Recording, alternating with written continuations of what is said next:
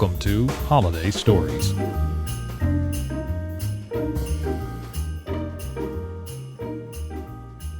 The Meaning of Thanksgiving by Fannie Wilder Brown.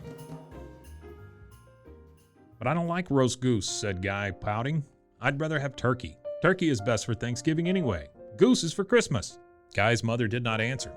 He watched her while she carefully wrote GTW on the corner of a pretty new red-bordered handkerchief.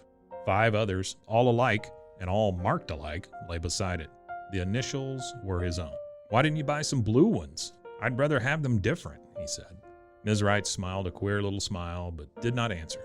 She lighted a large lamp and held the marked corner of one of the handkerchiefs against the hot chimney. The heat made the indelible ink turn dark. Although the writing had been so faint, Guy hardly could see it before. Oh dear, he cried. That's a little blot at the top of the T. I don't want to carry a handkerchief that has a blot on it. Very well, said his mother. I'll put them away, and you may carry your old ones until you ask me to let you carry this one. I don't care to furnish new things for a boy who doesn't appreciate them. I don't like old... That'll do, Guy. Never mind the rest of the things that you don't like. I want you to take this $1 down to Mrs. Burns. Tell her that I shall have a day's work for her on Friday, and I thought she might like to have part of the pay in advance to help make Thanksgiving with. Please go now. But $1 won't help much. She won't like that. She always acts just like if she was as happy as anybody. I don't want to go there on such an errand as that. Mrs. Wright smiled again, but her tone was very grave.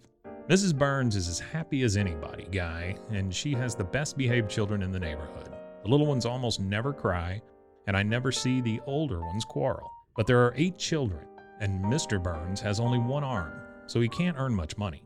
Mrs. Burns has to turn her hands to all sorts of things to keep the children clothed and fed. She'll be thankful to get the $1. You see if she isn't.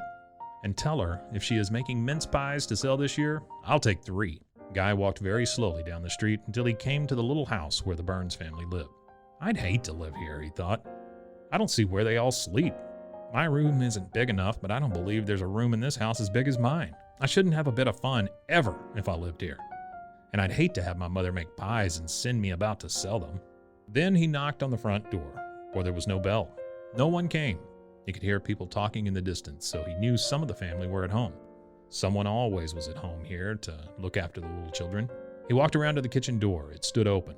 The children were talking so fast they didn't hear his knock. They were very busy. Katie, the 11-year-old, and Malcolm, 10, Guy's age, were cutting citron into long, thin strips, piling it on big blue plates. Mary and James, the 8-year-old twins, were paring apples with a paring machine. The long, curling skins fell in a large stone jar standing on clean paper spread on the floor.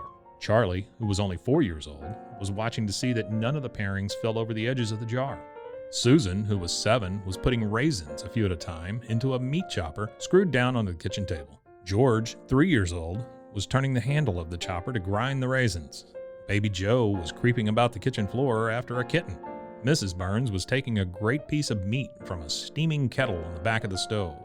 Everyone was working except the baby and the kitten, but all seemed to be having a glorious time. What they were saying seemed so funny it was some time before Guy could understand it. At last he was sure it was some kind of a game. Mince? Asked Susan. Mary squealed and they all laughed. Because they're small, said Mary. Snakes? They can't climb trees, Mrs. Burns called out from the pantry. The children fairly roared at that. A pantry with no window in it? Oh, we've had that before, Katie answered. I know what you say. It's a good place to ripen pears in when Mrs. Wright gives us some. Guy knocked very loudly at that. He had not thought that he was listening. The children started, but did not leave their work. They looked at their mother. Jamie, she said. Then Jamie came to meet Guy, and they invited him to walk in. What game is it? Asked Guy, forgetting his errand. Making mince pies, said Jamie. It's lots of fun. Don't you want to play? I'll let you turn the paring machine if you'd like that best. Guy said thank you, and began to turn the parer eagerly. But I don't mean what you're doing, said Guy. I knew that was mince pies. I thought that was work. I meant what you were saying. It sounds so funny. I've never heard it before. Mama made it up, exclaimed Malcolm. It's great fun. We always play it at Thanksgiving time. You think of something that people don't like, and the one who can think first tells what he is thankful for about it. We call it Thanksgiving. Guy stayed for an hour and played both games. Then, quite to his surprise, the 12 o'clock whistles blew and he had to go home. But he remembered his errands and did them, to the great pleasure of the whole Burns family. In the afternoon, Guy spent some time writing a note to his mother.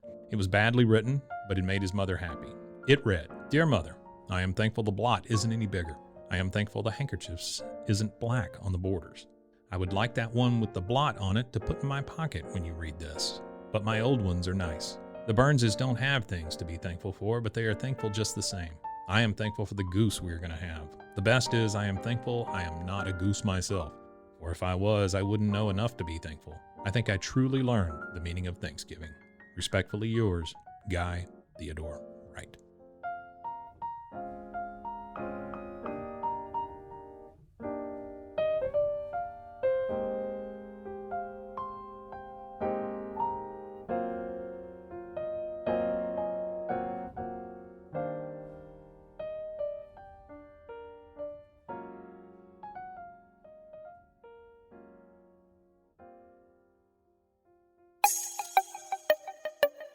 This has been a Rogue Media podcast.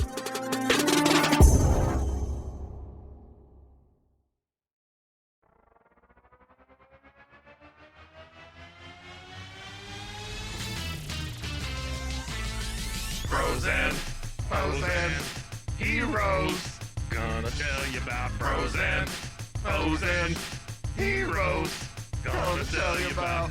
Hey, I'm Zach, And I'm Mike. and we have a fantastic new podcast to tell you about. Bros, Foes, and Heroes. It's the two of us looking into the world of comics, breaking down some characters that you may have never heard of, and some that are just absolutely ridiculous. Yeah, so Zach comes up with a character each time, and I go into it just completely blind. I don't know who this person is or what their abilities are or anything, and basically I guess we kind of go over their origin story and just some of the ridiculous stuff that maybe, especially Golden Age stuff. Oh, Golden Age stuff is always the best, and we will make sure to highlight all of the shenanigans and just absolute weirdness of everything. Yeah, that's right. So subscribe today and follow us on Instagram at Bros, Foes, Heroes. And if you don't, I know where you live. Not really, but please subscribe. Frozen, frozen, heroes.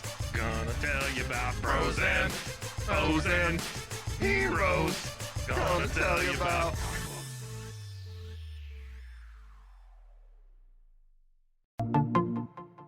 Welcome to One Star Rewind, a new podcast about those dreaded one-star reviews that every business owner hates to receive, but yet every customer loves to read. During this podcast, we will peel back that one-star review to better understand how it happened, when it happened, and what the business owner is doing after receiving that one-star review.